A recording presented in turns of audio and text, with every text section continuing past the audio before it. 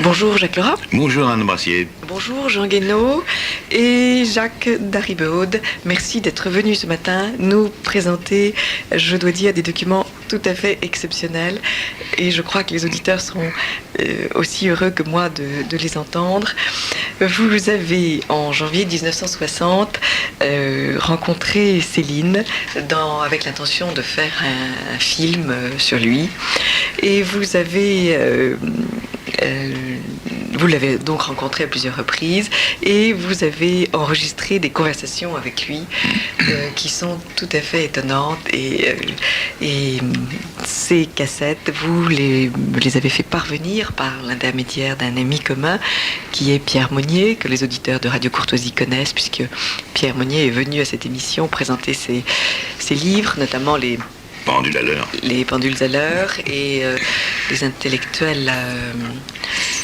Les grandes têtes molles. Les grandes têtes molles, voilà. Et peut-être aussi Ferdinand Furieux, où il y a les correspondances et avec non, Céline. justement, je ne l'ai pas invité. On n'a pas évoqué Ferdinand Furieux. Parce que lui aussi était en effet un ami de Céline. Les grandes têtes molles, c'est un titre absolument merveilleux. C'est un titre fantastique, c'est sûr. Alors, peut-être avant, il faudrait vous présenter. Jean Guénaud, vous êtes agrégé docteur ès lettres. Vous enseignez à l'université de Paris 7. Vous êtes vous êtes romancier. Je n'ai pas encore eu la chance d'avoir lu niveau roman, niveau nouvelle, mais en ayant lu déjà votre commentaire de l'œuvre de Céline, je suis déjà très désireuse de lire vos romans. Et vous avez un journal d'information technique pour les écrivains pratiquants, alors là, qui s'appelle J'écris, est une revue tout à fait étonnante. Est-ce que vous pourriez nous la présenter, cette revue? Déjà le titre, Journal d'information technique pour les écrivains pratiquants. En général, les gens qui écrivent parlent pas de leur pratique et les gens qui disent aux autres comment ils font pratiquer sont en général de faibles praticiens.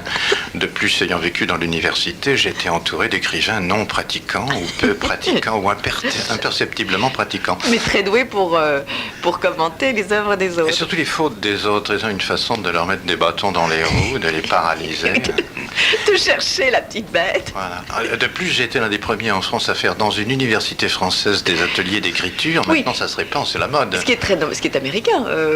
En Amérique, il y a beaucoup d'ateliers d'écriture. Au départ, aux États-Unis, c'était une façon de procurer des revenus à des écrivains qui se vendaient peu, mais qui étaient méritants et qui avaient du talent. Alors qu'en France, ça a été tout autre chose. Mais c'est tout à fait par hasard. J'étais professeur de linguistique et je suis devenu professeur de communication pour des commodités à l'intérieur de mon université. Il y avait un doctorat qui avait besoin d'un directeur. Et on avait besoin de moi pour prendre la tête de ce doctorat. Donc j'ai décidé de me demander à moi-même en option un cours de création de texte. Et j'ai demandé aux gens d'écrire des nouvelles. Je ne savais pas que la création de texte, ça consiste à ne pas faire écrire ou à faire ne pas écrire. Donc j'ai dit, voilà, je prenais une nouvelle de Maupassant, je la transformais un peu et je leur disais, voilà, il y a des personnages. Vous pouvez transformer le curé en bonne sœur, la mère en fille, vous pouvez faire absolument ce que vous voulez, mais racontez-moi une histoire sur 6 feuillets. À l'heure actuelle, à la fin du XXe siècle, on ne peut pas vendre plus de 6 feuillets. Une nouvelle de 6 feuillets, c'est déjà long. De plus, la presse périodique n'en prend plus. Vous vous ferez plaisir. Peut-être qu'avec une subvention, vos amis feront une revue qui publiera des nouvelles. Donc, la nouvelle est avec le scénario, le genre qu'on écrit pour le plaisir, car plus personne n'en achète. Trop de gens en écrivent, semble-t-il. Et pourtant, c'est un plaisir parfait, celui de la Noël. Ah oui, c'est réussi comme une aquarelle ou comme un soufflet. Et si ça marche pas, faut en faire une autre. Alors que le roman, on peut toujours retaper, retoucher. Comme une bonne nouvelle qui est un mauvais roman, quand même. Certainement, c'est pas la même distance, mais on a plus de plaisir à bien savourer une bonne nouvelle que d'ennui potentiel. Le roman qui s'étire, surtout que le roman contemporain a perdu le personnage. Oui. On a sorti le personnage en disant que c'était indécent. On a des écrivains comme Sartre qui réussissent pas à dire je, ils disent il, Mathieu Delarue, agrégé de philosophie, il. Alors que Céline dit je. J'arrive dans Céline à toute vitesse et en plein dans le mur. Céline dit je d'un bout à l'autre de son œuvre. Et ce qui donne à son énoncé une présence prodigieuse. Puis en plus de ça, c'est un frère très gaulie. Il s'implique à fond, oui. Mais en même temps, il veut la distance. Alors, c'est sa fameuse définition du transposé et son horreur de l'objectif. Et puis, il parle à plusieurs reprises. En plus. L'objectif ne vaut rien. Alors, c'est pourquoi il dénonce toute la littérature contemporaine, pratiquement. Et vous, Monsieur Jacques Darribaud, qui êtes-vous? Vous êtes professeur aussi? Non, pas du tout. Oh, non. J'ai fait quelques modestes études à la faculté des lettres. J'ai eu un diplôme d'ethnologie. À l'époque, justement, je m'intéressais énormément au cinéma. Voilà, c'est ça qui me passionnait surtout. Du reste, j'ai fait une grande partie de ma carrière à la télévision. Et puis aussi, j'avais le goût, la passion d'écrire. Alors, j'avais publié déjà 2 bouquins quand nous avons rencontré Céline. Et ni l'un ni l'autre, à ce moment-là, pour rien au monde, nous n'aurions osé lui dire que nous écrivions. Bien entendu, il était tellement immense. On se demande même comment on peut oser écrire par rapport à Céline. C'est ça qui est terrible.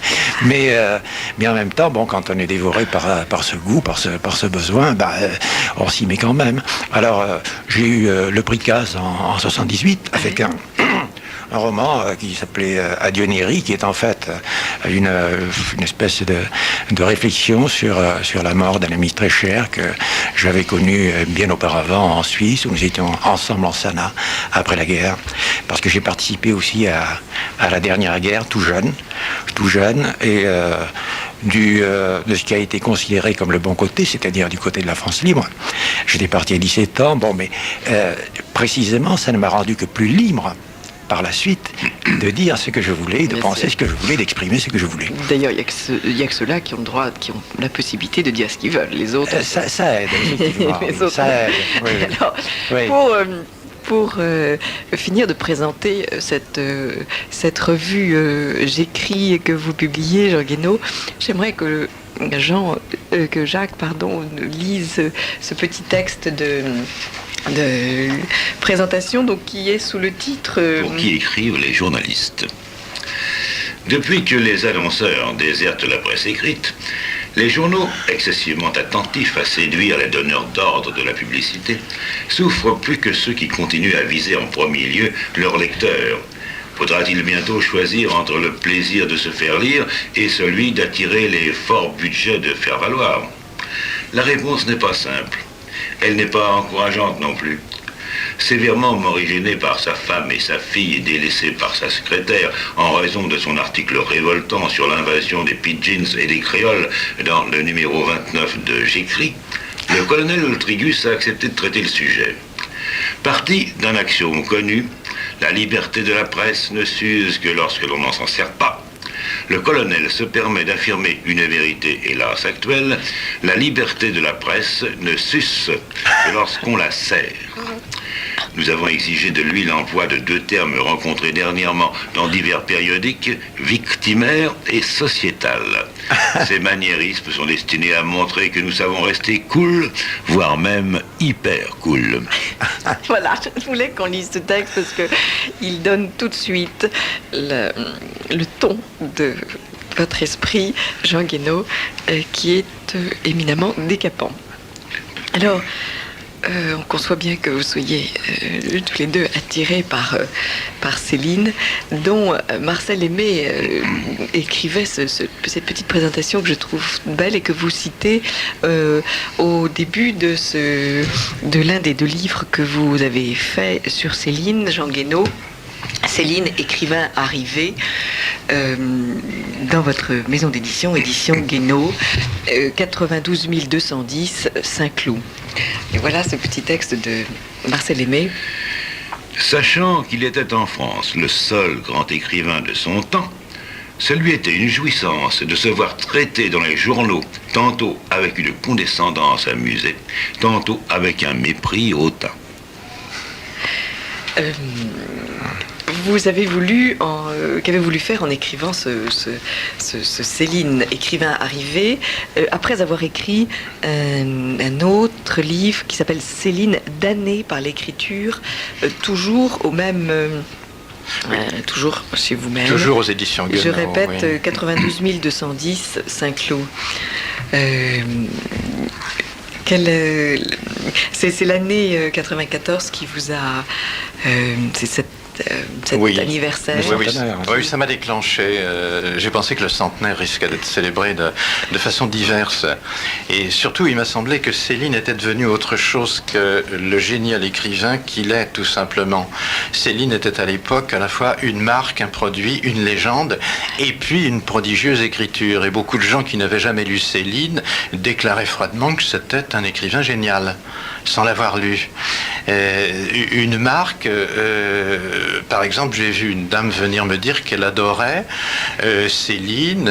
Lequel des livres de Céline préférait-elle? Elle citait Moravagine, dont chacun sait qu'il est de Blaise Cendrars. Alors on l'a laissé repartir sans la détromper, mais c'est un petit peu comme ça. Les gens, et Proust également, les gens qui relisent Proust sans jamais l'avoir lu sont nombreux. Céline était dans ce cas-là. Alors j'ai examiné un petit peu comment se présentait d'une certaine façon sa légende 100 ans après. Et je pense qu'il est tout de même dans un siècle, le XXe, qui est un siècle relativement court, qui commence à Sarajevo et qui se termine peut-être aussi à Sarajevo, qui commence en 1917 et qui se termine dans les années 90, un petit siècle, hein, le 19e vient jusqu'en 1914 pratiquement, et que Céline, à cet endroit particulier de son siècle, est pris dans les habitudes qui font qu'on ne peut être un grand écrivain que si on est un arriviste littéraire, comme Victor Hugo, comme Zola. Le premier arriviste littéraire est Byron. Hein, l'arriviste littéraire, il gagne de l'argent avec ses livres, les gens savent qu'il est écrivain sans avoir rien lu de lui, en général, il a le Goncourt, il est académisable, académisé, funéraillable national et parfois funéraillé national, comme Victor Hugo. Il y a des arrivistes littéraires qui n'arrivent pas, comme Rimbaud. Céline, à mon avis, arrive 100 ans après. Il éclate en 32 avec Voyage au bout de la nuit.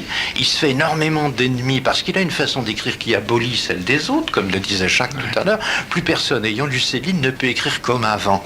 Et en plus ça, il continue. Bon, il a des engagements dans ses pamphlets qui sont fâcheux pour son siècle. Au lieu de partir à Londres en 1940, il part en Allemagne en 1944. Ensuite, ça devient une sorte de clochard à Meudon parmi les chiens et les perruches. Et il écrit de mieux en mieux. Il invente en écriture. C'est le plus grand mélodiste français depuis La Fontaine. Dans le baroque, il égale Rabelais. Et dans la préciosité, car c'est un très grand écrivain précieux, il pratique la danse sur place et la dentelle, il est certainement supérieur à tout ce que la France, historiquement, a fait de belles préciosités, y compris celle de Madame de Sévigné, et très supérieur à la petite préciosité ordinaire qu'on pratique dans la presse hebdomadaire. Alors, sans vouloir offenser personne, j'ai écrit 128 pages, Céline, écrivain arrivé, et j'ai continué à publier ça chez moi, à Saint-Cloud, comme vous dites, boîte postale 101 d'ailleurs, Oui, pour ceux qui souhaitent vraiment nous atteindre. Ça serait une précision que je n'avais pas, parce que vous ne l'écrivez pas, ce qui n'est pas bien. Comme je fais des livres sur papier de chiffon et de jolies couvertures... Vous ne voulez pas mettre ce genre de détails. Mais c'est quand même très dommage, parce je le mets ailleurs, quoi. Parce que tout ce que vous faites, en effet, est très léché et raffiné. Le catalogue, votre catalogue est très joli aussi. On dirait presque du papier de Pléiade. C'est du papier de Pléiade. C'est du papier de Pléiade, voilà. En plus, ça, il est gratuit. Je veux dire, on m'écrit et je renvoie le catalogue. Et déjà, le catalogue est une réjouissance parfaite. Je l'ai lu hier soir, à une heure avancée, où encore une fois, j'aurais dû fermer la lumière. Mais ne serait-ce que les résumés de vos livres me faisaient tellement rire que j'ai continué. Je les ai lus de A à Z. Et je vous assure qu'ils me passent beaucoup de catalogues dans les mains et qu'ils vont très très vite dans la corbeille. Et que rien que l'énoncé de votre catalogue. Donc je suggère aux auditeurs qu'ils se procurent déjà votre catalogue, boîte postale 101 92 216, Saint-Cloud, Cedex, et ils se réjouiront. Peut-être va-t-on tout de suite écouter cette voix de Céline dans ce texte extraordinaire qui sur le baroque. Alors, avant d'entendre la cassette, on va déjà s'excuser auprès des auditeurs parce que l'enregistrement a été fait de façon tout à fait... bien sûr, c'était il y a 34 ans, pas du tout avec les Oui, moyens. mais inculpa, mais inculpa. Écoutez, je vais vous dire une chose affreuse. J'avais un Agra qui était à l'époque le meilleur magnétophone, un Agra à manivelle, et je suis allé faire changer les piles par le technicien, et le technicien a remis les vieilles piles. Donc si l'enregistrement est mauvais, c'est moi qui en suis responsable, parce que c'est moi qui ai fait la prise de son. Et ce qu'il y a de plus drôle, c'est que vous avez trouvé tout à fait bien qu'il y a un serin dans une cage, ou je ne sais quel autre oiseau, Perruche. une perruche, qui fasse un boucan absolument inouï. Alors, on est suspendu aux lèvres de Céline et on entend cet oiseau qui fait entendre sa chanson. Et c'est à la fois infernal, mais c'est aussi très, très drôle. Et on a l'impression que Céline se relativise lui-même avec cette perruche qui parle derrière lui, qui domine. je trouve. Et l'ensemble est tout à fait exceptionnel. Je crois que la perruche est plus intéressante que nos questions. En fait, finalement, il est là, il nous parle. Et il faut bien voir qu'on était tout jeuneaux et tout naïfs. D'une naïveté totale. Alors, Et plein d'optimisme. J'ai remarqué parce que vous dites à plusieurs reprises que tout va s'arranger. Oui, c'est et ça. on voit 34 ans après bien sûr. que malheureusement l'embellie tarde à venir. C'est quelque chose d'incroyable. Oui, moi je lui disais sans cesse, mais tout ça va s'arranger. Oui, vous oui. savez, ça va se calmer, c'est un moment, mais c'est fini. Oui, tout va rentrer dans l'ordre. Oui. Et, Oui, on pourra s'exprimer librement. Enfin bon. et malheureusement, les choses vont en revenir. empirant. Ouais. Mais on va entendre cette merveilleuse entretien. Ce qui m'enrageait, c'est que j'avais imaginé recueillir, moi, à partir de ces sons, faire une sorte de commentaire par la voix de Céline des images que nous pensions recueillir. Et alors, avec ce bruit de perruche terrifiant, évidemment, ça compliquait les choses. C'est vrai, j'avais même écrit un scénario, je me souviens, à partir de nos entrevues, et on devait l'emmener sur les lieux de tournage. Ah oui, on se proposait d'armes de chevaux. Et en réalité, il a refusé. Non, il ne voulait pas paraître. Il voulait pas Il ne paraître. voulait pas C'est ça. paraître. À Je aucun suis prix. iconophobe, je suis mahométan, je déteste Oui, c'est les ça. images. C'est ça. J'ai rien À à aucun prix. foutre. À aucun prix. D'ailleurs, votre premier contact avec lui a été très difficile. Ouh là là. Écrivez-moi. Il nous a virés. Il vous a virés, On on l'a viré pratiquement, oui. Ah oui, on s'est amené très timidement. Mais là. ça a été très impressionnant. Ça a été très impressionnant parce que on ne pensait pas tomber sur lui comme nous sommes tombés sur lui. Ah oui, c'est vraiment par surprise. Là, on a gravi le coteau, on traverse le jardin. Hein. Oui, Il y a ce pavillon. on monte à travers les caisses affreuses, enfin un amoncellement, vous savez, Un très pavillon célinien Louis-Philippe. déjà. Il faut le contourner. Il y a une porte en grillage derrière Il est laquelle finalement il y a des protégé chiens. ou pas Il n'était pas vraiment protégé. Non, mais mais il y avait des la chiens. maison est considérée comme. Ah non, pas encore. Non, oh pas là encore là, oh là classée. là, non. La bataille est Et encore quoi à qu'il en son soit, plein. Mais à l'époque, c'était tout comme à l'époque de Louis-Philippe. Et puis les grilles, les portes derrière les portes vitrées, c'était le Second Empire, avec un bec de canne en cuivre. Et derrière le bec de canne, Troisième République, Louis-Ferdinand Céline, délabré, mal rasé, Alors, on le les voit yeux à travers- bleus. On le voit à travers une À porte travers la vitrée. vitre. Vous comprenez, mais comme On ça, tombe tout à dessus, coup, on tombe comme sur lui, ça. comme si c'était un fantôme. Alors que notre... Alors Jacques s'avance et il dit: nous venons de la part d'une élève de Lucette Almanzor dont il connaissait le nom. C'était notre prétexte. c'est ça. Et puis il dit: écoutez, Alors finalement... il appelle Lucette à ce moment-là. Ah non, attendez, à ce ouais. moment, il dit: vous lui dites, c'est avec vous, monsieur, que nous sollicitons l'honneur d'un entretien. Je n'entretiens pas. Ah oui. Courtois, mais Ah, je ferme. n'entretiens pas. Il refuse. Alors Jacques dit: nous voulons faire un film sur vous. Il dit: des images, ça intéressera personne. Et puis envoyez-moi votre scénario. Vous avez de l'argent? Alors là, il se Ça produit coûte un cher, truc oui. exceptionnel. Ah, je connais Jacques depuis de longues années. Ouais. Jacques dit: nous avons de l'argent. Je connais Jacques Ah, depuis oui. des années, il n'a jamais eu d'argent. Et tout d'un coup, là, il dit: nous avons de l'argent. Et moi qui travaillais à l'époque à la télévision scolaire, je dis: nous en trouverons. Je pensais que la télévision scolaire allait filmer Se Céline. précipiter, oui. Alors qu'on tente de le refuser un truc sur ça. Et alors là, il se met en colère. Il dit: laissez-moi tranquille, écrivez-moi. Il crie et Lucette descend l'escalier. Hein, et Lucette, dans l'escalier, elle sent instinctivement que son bonhomme est angoissé. Elle crie: il a une balle dans la tête. Ouais, et lui, il secoue la tête. Et moi, j'entends clairement drelin. Et il crie, je suis mutilé de guerre. Elle crie: il a été trépané. Et il dit: je suis invalide à 80%. Et Jacques dit: moi aussi, je suis invalide à 80%. Et Jacques secoue la tête et j'entends pas de relais. Et c'est le moment où je me suis aperçu qu'il fallait qu'on parte, quoi. Je portais le magnétophone Alors on recule, il dit foutez-moi le camp, je veux pas d'image, j'aime pas, écrivez-moi, je ne reçois pas. Ouais. Et c'est alors là, on Il redescend. s'était radouci un peu à la fin. Quand il a vu qu'on partait, oui. Ouais. Et surtout alors un geste très humain, il a rappelé ses chiens, parce que je suis d'accord avec ses chiens. En plus, sur le bas du pantalon. Ah, ils sautaient autour de nous au moment où on a ouvert la grille qui grinçait. Oui. Vous vous souvenez, et les clébards étaient là. Alors il les a rappelés, on lui a écrit, il nous a répondu. Enfin, on vous Non, mais remercie tout de même l'impression- d'avoir tenté cela parce que le Vous savez, résultat est tout à fait quand extraordinaire. même, l'impression de saisissement était extraordinaire en le découvrant comme ça. Parce que on avait, enfin moi j'ai ressenti ça comme un viol. Étant donné que je voulais poliment voir d'abord sa femme, puis ménager pas à pas l'approche. Et puis tout à coup on se trouve, voilà, et il nous voit. Alors, et en plus, on le surprenait en flagrant délit de méditation assez douloureuse. Il avait ce visage marqué quand même, triste. Il y avait une mélancolie poignante, absolument poignante. Moi, j'étais terriblement impressionné. Mais rien n'arrive sans hardiesse et vous avez eu raison d'être hardi ce matin-là. Comme ils appellent ça. Et nous n'avons pas ça, le Maroc, n'est-ce pas? Chez nous, tout devient rapidement discipliné, n'est-ce pas? Et vous êtes un grand baron, justement. Vous êtes un très grand baron. Je vois un journal que je lis, un journal habituel, le Figaro, parce que je regarde la nécrologie, n'est-ce pas? Mais c'est un long précis-pressage, de bout en bout. C'est exactement comme si j'étais à Saint-Sulpice.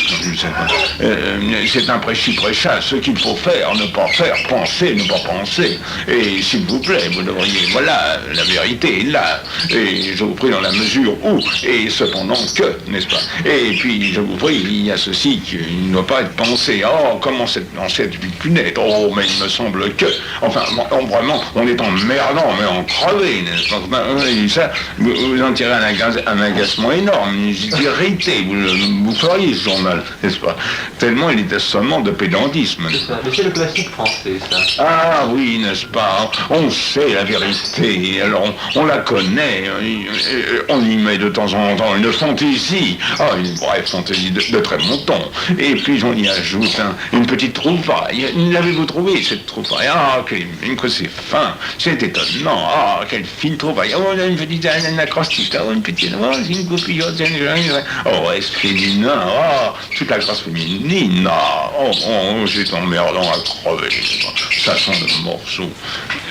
Dans ce temps-là, même de Stel a fait le maximum, mais toutes d'ailleurs, mais tous et toutes, ils sont féminins et jésuitiques en crevé, et ils sont, c'est assommant. Il y a quelques, enfin il y avait une petite équipe qui avait essayé quand même de rompre avec ce baron-là. Les surréalistes avaient essayé quelque chose dans ce sens. Oui, mais alors là, ils se défendent de toute tradition. Alors là, c'est impossible aussi, c'est trop prétentieux. Trop prétentieux. Non, ça c'est pas. Je trouve ça trop prétentieux. Alors là, quand on dit, c'est l'école des messages, des manifestes. Alors là, ils en font toute la journée. Avant, ça, on dit, voilà comment il faut écrire un roman. On sait. Alors maintenant, on va s'y mettre. C'est assommant. Il y a tout, excepté là. C'est-à-dire qu'il y a tout. Excepté le principal. Le principal, ça consiste à mettre sa peau sur la table et voir ce qu'elle donne. Exactement. C'est là le problème. Rien n'est donné sauf la mort. Là, elle s'est inspirée. Et ils ont tous passé à travers. Il y a un type qui s'appelle Crevel, tout de même, René Crevel. Ah oui, il y a le petit chapeau, lui, quand même. René Crevel. Je ne le connais pas. René Crevel. Il a écrit un bouquin assez pathétique. Il a écrit ça en sanatorium, c'est presque son seul bouquin.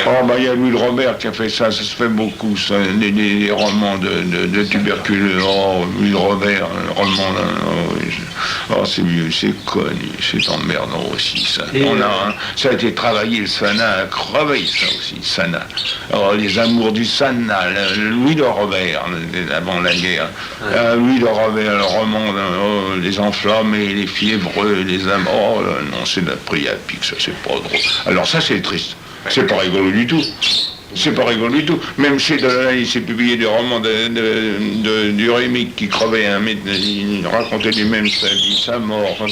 C'est pas ça non plus, mais c'est pas ça non plus, n'est-ce pas? On veut pas être au courant de ces choses-là, mais non, qu'on va raconter quelque chose en aventure, Que le fond tragique intéresse le bonhomme qui le vit, oui, mais n'intéresse pas le lecteur qui personne ne dire. Vous savez, dans telle circonstance, j'ai failli être pendu, puis je me suis tiré à tout ce compte, hein, admirez-moi. Et puis alors, non, c'est pas ça. Il y a un autre grand rieur dans la littérature française, Rabelais. Est-ce que vous l'avez beaucoup... Mais il est un peu emmerdant par la question catholique, qui est vraiment la barbe. Comprenez. Alors c'est pas mangeable, c'est trop loin de nos soucis habituels, ça, n'est-ce pas? Ça comptait évidemment énormément, puisqu'il passait son temps à s'empêcher d'être brûlé, mais il faut avouer que c'est pas palpitant. Nous avons d'autres, en ce moment-ci, c'est d'autres problèmes qui sont intéressants. C'est pas de savoir si la Vierge est immaculée ou non. Ça ne nous passionne pas. À cette époque-là, ça avait grosse importance parce que, n'est-ce pas, la politique ou le marxisme à notre époque, quoi. Ah oui, bien que le marxisme, non, il y a un certain sectarisme, oui. Qui a tendance à s'atténuer quand même, vous savez, je crois que ça va changer par la force des choses, ça. Le sectarisme, il a existé. Et là, nous sommes emmerdés par une question de race. On n'ose pas le dire encore, mais une question raciale qui se pose. Oui. C'est si on va continuer à vivre ou pas vivre, parce qu'on va être tellement nombreux qu'on va plus bouffer. Voilà la grosse question qui se présente. Exactement, c'est le problème démographique. Oui. Le problème démographique, c'est le problème démographique. Les guerres, tout ce qui était résolu par les épidémies autrefois. Tout le monde crevait. Mais maintenant, les épidémies, il n'y en a plus. On a vaincu ça. Alors maintenant, c'est le problème de bouffer. Pendant que nous parlons, il naît un Chinois toutes les secondes. Alors, bon, ça devient très grave. Alors, il faut donner à bouffer à tout le monde. Et au fond, n'est-ce pas, l'Asie a peur et l'Europe a faim, n'est-ce pas? C'est ça. L'Asie a faim et l'Europe a peur. Voilà pour l'histoire. Alors, évidemment qu'ils vont venir en Dordogne. Les plus folles armées, les plus féroces tamerlans possibles, quand ils arriveront à Cognac, ils seront ratissés, ils auront pris le goût du Cognac, et puis ils auront tellement bouffé, ils font la distinction. Les plus déterminés anthroposophages, quand ils auront mangé du gigot à l'ail, n'est-ce pas, et ils sont tapés, ils font des distinctions entre le mouton, le mouton de bord de la mer et le mouton de l'intérieur, tout ça. Non, il vient raffiner. Ici, on est raffiné de la gueule, n'est-ce pas? Raffiné de la gueule. C'est ça, les Français, ils sont plus raffinés dans rien que de la gueule. Ça de ce côté-là, ça me prend bien, ça. C'est le propre des vieilles civilisations, d'ailleurs. Et la gueule, oui. C'est ce qui nous rapproche les Chinois, en réalité. Oui. Mais ils sont bouddhas, ils ont la gueule, ils ont un triple cul, un triple bide. Puis ils ont inventé l'auto, qui est magnifique pour promener des bouddhas, n'est-ce pas? Si Bouddha avait une auto, vous vous rendez compte qu'il aurait fait. Alors, vous avez Khrouchtchev, il a un gros cul, n'est-ce pas? Il va partout, il a raconté des histoires. Il se tient mal, n'est-ce pas? Les gaudrioles de commis voyageurs, il trouve très forte, n'est-ce pas? Qui ferait rougir Clément Vautel, enfin, il est stupide, n'est-ce pas? Ça marche. Ah, moi je suis. Un autre gros cul en face, qui répond à un autre gros cul. C'est très vulgaire, n'est-ce pas? Tout finira par la canaille, dit Nietzsche, et nous y sommes. C'est évidemment la... Merci vraiment pour cet enregistrement, Jean Guénaud et Jacques Daribaud, parce que c'est tout à fait toujours émouvant d'entendre un écrivain. Et là, je trouve que son texte est d'une force, sa parole est d'une force étonnante. Il l'a déjà écrit ailleurs, hein, dans ses interviews de la fin de sa vie. D'abord, il répète toujours la même chose à tout le monde, et ensuite, il nous dit que des choses qu'il a déjà écrites, soit dans Nord, soit dans Rigaudon. Les Chinois, c'est dans Rigaudon. Ce qui me semble intéressant dans notre interview, là, et je pense que Jacques sera d'accord avec moi, c'est que nous sommes des gens des questionneurs sans défense. Il a horreur des journalistes, ça l'impressionne, et Céline n'est au mieux de lui-même que lorsqu'il est en route libre devant, comme on dit dans la marine à voile, lorsqu'il sent qu'il n'a rien et qu'il peut lancer son monologue, on lui pose des questions, ça l'empêche pas de continuer sa route, et surtout on voit bien qu'il n'aime pas les autres écrivains. Il n'aime pas Rabelais, il n'aime pas Proust, René Crevel, c'est un tuberculeux, alors c'est pas un écrivain. Ah oui, alors Stendhal, je lui ai posé plusieurs fois la question, parce que... on va le réécouter tout à l'heure, il n'aime pas du tout. On va continuer. Il déteste. Pour on lui, va continuer cet enregistrement, parce que je l'ai interrompu puis pour vous redonner la parole mais il va parler de Balzac et de Stendhal, en effet, en des termes assez étonnants. Mais toutes ces définitions sont des définitions. Non, toutes ces définitions sont des définitions d'écrivain. Un écrivain, c'est celui qui met sa peau sur sa table. Ah oui, toujours. Ah oui, parce que lui, il l'a mise finalement. Et c'est sa situation d'écorché, Mais au sens propre du terme. Exactement. Puis alors, il y avait une immense consolation chez lui quand même, à la fin de sa vie, c'est que quand il disait « j'écris pour rendre les autres illisibles », mais c'était vrai. Et il le savait. Il a aussi vous le dites, il le dit, je suis un détraqué nerveux, un nerveux détraqué d'ailleurs. Ah oui, ça le reconnaît, oui. C'est pour se protéger, je pense, c'est pour ne pas être tenu pour responsable de certaines de ces paroles qui ont été considérées comme des actes. Je crois que chez Céline, ce qui est intéressant, c'est de voir que la parole n'est pas un acte, alors que pour Gide ou pour Sartre, c'est un acte. Si la parole est un acte quand c'est une bulle du pape et puis qu'il y a des gens pour tenir des tribunaux, ou bien un arrêté du préfet de police, c'est un acte, vous voyez, ou bien une proclamation avec des militants, des tontons macoutes ou des exécuteurs. Alors que pour Céline, c'est une modulation comme chez La Fontaine. Et c'est jamais un acte. Les actes de parole de Sartre l'ont amené à certains moments à aller s'incliner sur des tombes de gens dont il avait pensé qu'ils étaient très coupables et qui ont été exécutés et qui ne l'étaient pas tant qu'on l'a dit. Vous voyez, pour Céline n'est pas un meurtrier par le langage. Si les gens meurent, c'est parce qu'ils s'exposent à essayer d'écrire ou de tartouiller des trucs qui ne sont pas à la hauteur. Il est sûr de son génie. En plus de ça, c'est quand même quelqu'un d'assez génial. Mettre sa peau sur la table, c'est pas mettre la peau de Rabelais ou de Proust. La peau de Proust, elle ne vaut pas la peau de Céline. C'est quand même sa peau. Il est très habile, il est adroit, c'est un menteur. C'est l'un des plus grands menteurs de la littérature française, et je crois que le mensonge est une profession lorsqu'on est dans la littérature. Il y en a d'autres qui mentent mal, lui il ment bien, il ment tellement bien qu'on est embarqué dans cette sincérité. C'est ça, son génie d'écriture, c'est de nous embarquer là-dedans. On pense d'ailleurs on pense à Monterland à propos du mensonge, et Monterland dont Céline disait le buste à pattes. Le buste à pattes. Et Sartre, il faut rappeler que cet article célèbre à l'agité du bocal. Oui, en fait, c'est le 5e pamphlet. Les pamphlets de Céline, il y a Mea culpa en 36, retour du RSS. Bagatelle pour un massacre, 37, c'est le plus ouvertement antisémite de tous ces pamphlets. En fait, il est aussi très anti-soviétique. Ensuite, il y a les deux autres. Enfin, il y a l'école des cadavres en 38 et les beaux draps en 40, publié en 41. Et puis le 5e pamphlet, c'est quand il apprend que Sartre a dit si Céline a pu soutenir les thèses nationales, etc., c'est qu'il était payé. Or, c'est inexact. Céline n'était pas payé, il n'était pas socialiste, il n'a jamais admiré les Allemands, il prenait Hitler pour un dingo, et Sartre fait une erreur. De bonne foi, je pense. Sartre est quelqu'un d'assez sincère, c'est un normalien naïf, il croit qu'il y a des choses qu'on peut faire comme ça impunément. Céline, ça le fait bouillir, on lui met la tête sous l'eau alors qu'il est en exil. Il est furieux et il écrit à l'agité du bocal, et Sartre il l'appelle le ténia. Le ténia. Ce qui est quand même, compte tenu de l'endroit où vit le ténia, ce qui est tout de même la nature la plus parfaite et la plus odorante. Voici ce qu'il écrit à Sartre. Ou plutôt malodorante. Petite saloperie gavée de merde, tu me sors de l'entrefesse pour me salir au dehors. Anus, quimp, fouille. Que cherches-tu, qu'on m'assassine? C'est l'évidence. Ici, que je t'écrabouille, foutu d'honneur, maudit, hideux, chiant pourvoyeur, bourrique à lunettes. Voilà que je m'emballe.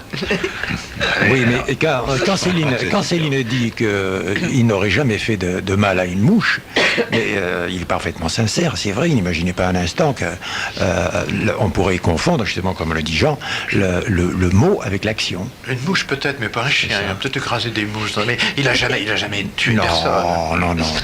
On tue plus avec des paroles aussi, hein. là, Sartre, en fait, ça n'a pas été publié. Normalement, les temps modernes avaient publié le papier où il se sentait diffamé.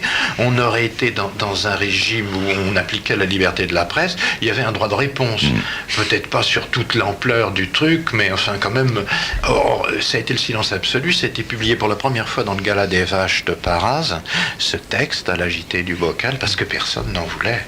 Faut dire qu'il est d'une violence. Tout à fait réjouissante quand on sait que Sartre, la renommée de Sartre continue à illuminer cette période obscure.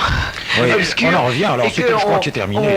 On a dans des livres qui viennent de paraître sur les manuscrits des romanciers contemporains, j'ai vu des éloges de Sartre, de la plume de Sartre, alors que j'ai vu le Brasiliac traîner plus bas que terre, alors que Sartre, si on prend ce ton et ce registre, Sartre a soutenu un régime communiste à l'origine de millions de morts, et qu'on est prié, quand on souligne la culpabilité de Brasiliac, de souligner aussi la culpabilité de Sartre. Anne Brassier n'avait pas l'impression qu'ils sont tous les deux normaliens, c'est-à-dire instinctivement domestiques. D'une certaine façon. Pardonnez-moi de dire ça, parce que sortant moi-même d'une école normale supérieure... Vous êtes dur parce que Brasiliac domestique, ça c'est une idée que je récuse complètement, mais c'est un autre débat. Emballé, sincère. Hein. Oui. Disons bon serviteur. Je retire domestique, bon serviteur. Oui, mais vraiment, ce texte sur Sartre, j'avoue, fait très plaisir. Sartre n'est pas doué pour l'écriture, Céline est douée pour l'écriture. C'est ça l'évidence. C'est un mauvais romancier. Sartre est plutôt naïf dans cette affaire-là. Il est fourvoyé. Il était fait pour l'enseignement et peut-être la polémique journalistique. Absolument. Mais ne traitons pas de Sartre. Le temps est précieux et nous sommes sur Céline, nous sommes sur votre œuvre Jean Guénaud et sur vous-même Jacques Daribeau. Tu sais, il faut choisir dans la vie, et je n'ai juste ce texte de Céline sur Sartre et la parenthèse est refermée. Et je voudrais vous donner la parole, Jean Guénaud, pour ce texte dans lequel vous décrivez les démêlés de Céline avec son éditeur, qui est un texte savoureux aussi. Les relations entre un écrivain et son éditeur ne sont jamais simples, ni continues, ni généreuses. Historiquement, Saint-Gaston a recueilli Saint-Céline à l'époque froide où plus personne n'osait se mouiller. Il lui a servi de banquier. Leur liaison a un passé.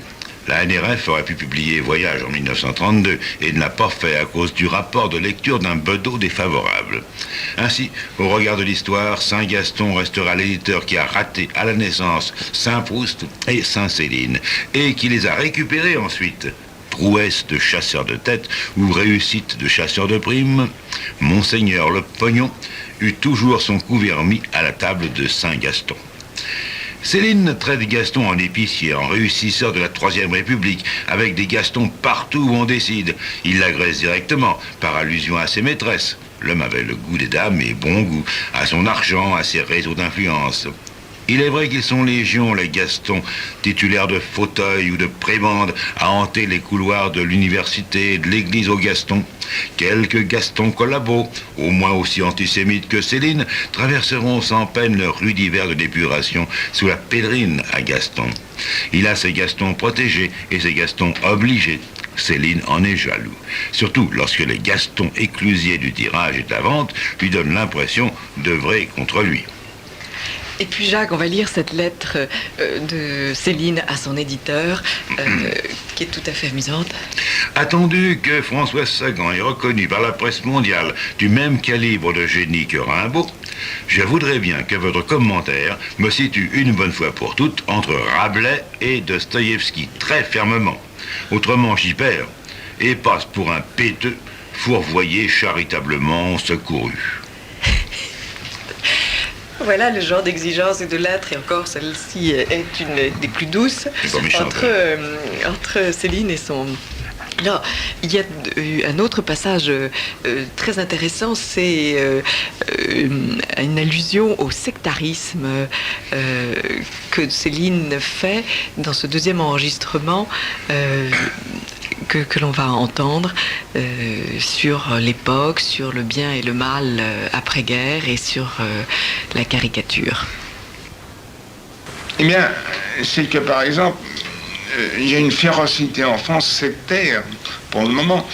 et qui fait que l'opinion publique et même l'instruction publique va devenir tout à fait idiote. Parce que, après tout, on a séparé, on a mis d'un côté les anges, de l'autre côté les démons. On est beaucoup plus sectaire que du temps où la religion pourtant avait son mot à dire. Mais on ne voit pas en ce moment-ci un Rabelais des temps actuels, des questions actuelles qui pourraient naître. Ils seraient fusillés, écartelés rapidement, n'est-ce pas? Alors, n'est-ce pas, si vous voyez un martyr, quand on parle de martyr, Barrès disait déjà, il n'y a pas de martyrs, il n'y a que des martyrs reconnus, n'est-ce pas?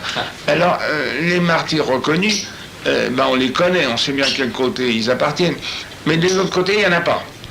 Et les méchants, ils sont d'un côté, pas du tout de l'autre. Alors, il n'y a que des anges et puis des méchants. Il y a des bons et des mauvais. C'est un petit peu étroit, ça confine à l'idiotie, n'est-ce pas? Alors, c'est même tout à fait idiot. Et bientôt, 20 ans après ces événements, ça devient un peu bête, n'est-ce pas? Même dans les restaurations les plus farouches, enfin, après le Second Empire, enfin, n'est-ce pas, on n'hésitait pas à parler des horreurs de Nantes et des horreurs de Carrier, de Robespierre, etc.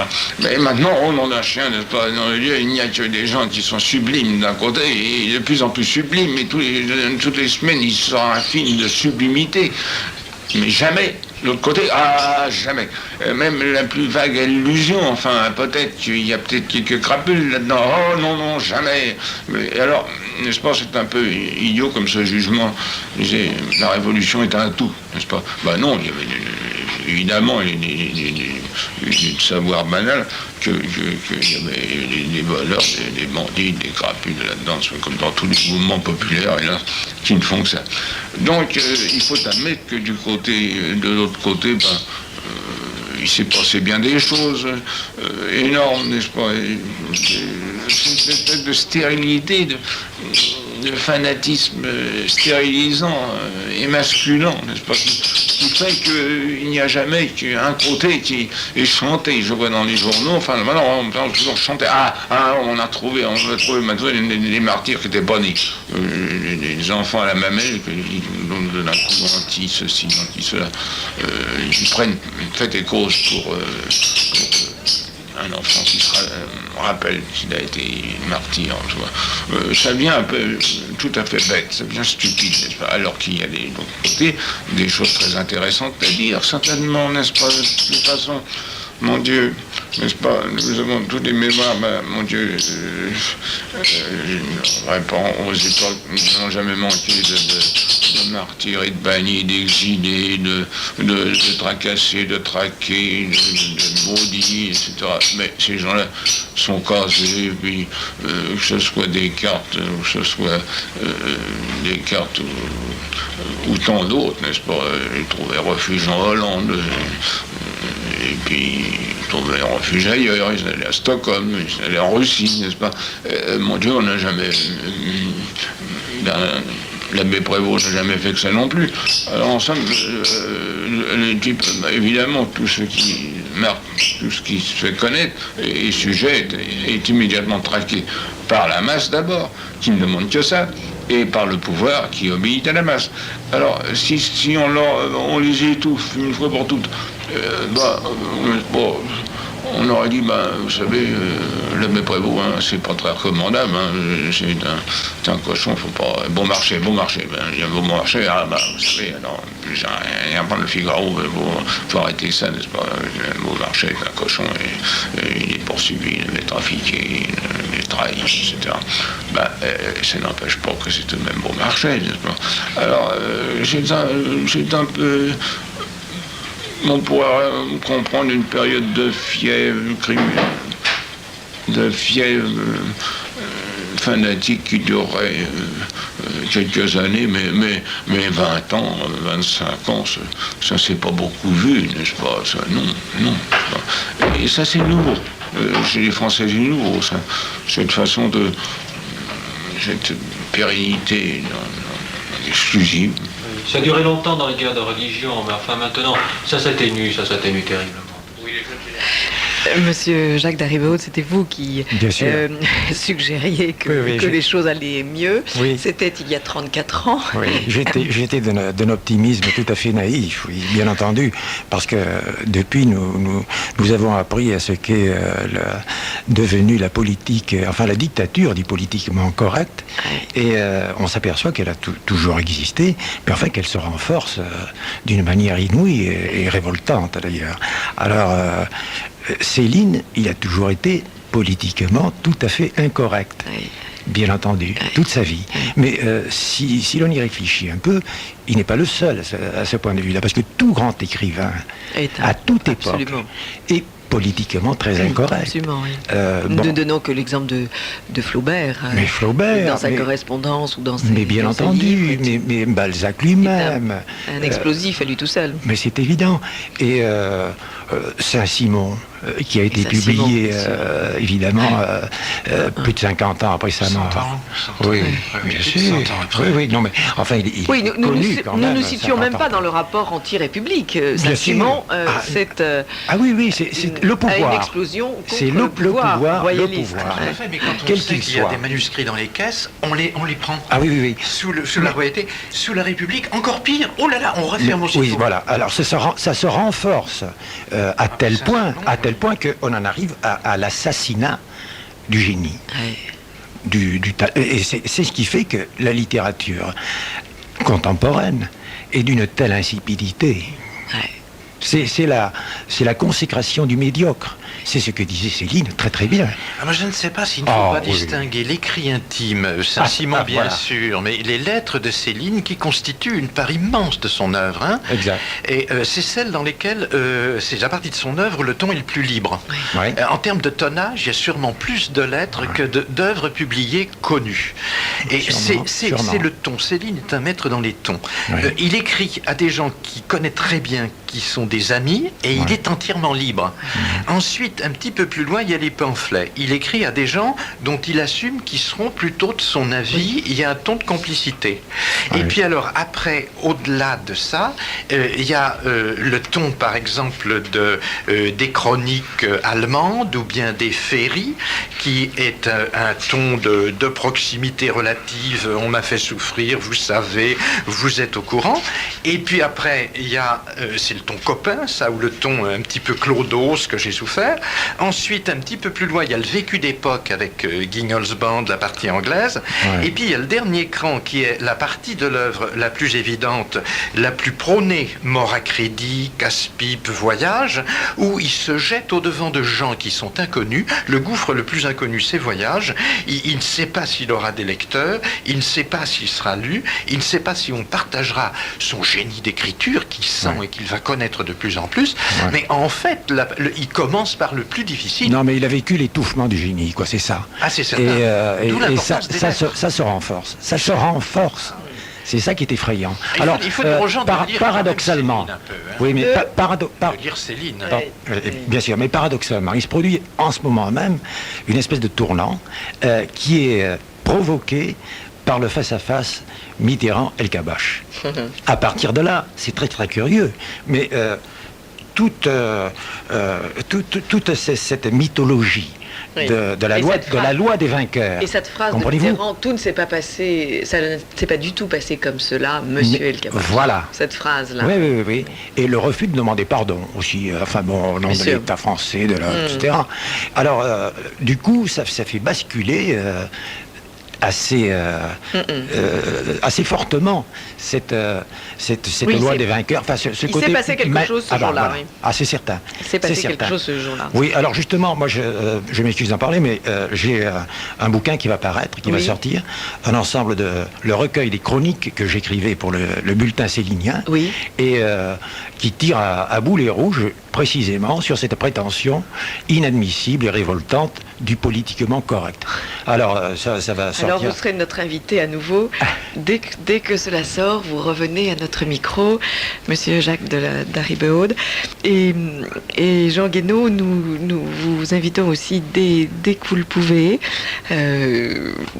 pour ce journal d'information qui s'appelle J'écris, qui est donc une très jolie revue pleine d'humour. Je donne par exemple d'abord, il est composé en Baskerville et Garamond, c'est déjà tout un rêve, imprimé sur un verger de chiffon qu'on utilise pour le tirage de tête des livres de littérature. J'écris est livré non coupé, désormais en format double Jésus à 4 plis croisés sur 32 pages de 19 cm sur 28. Déjà ça, c'est tout un poème.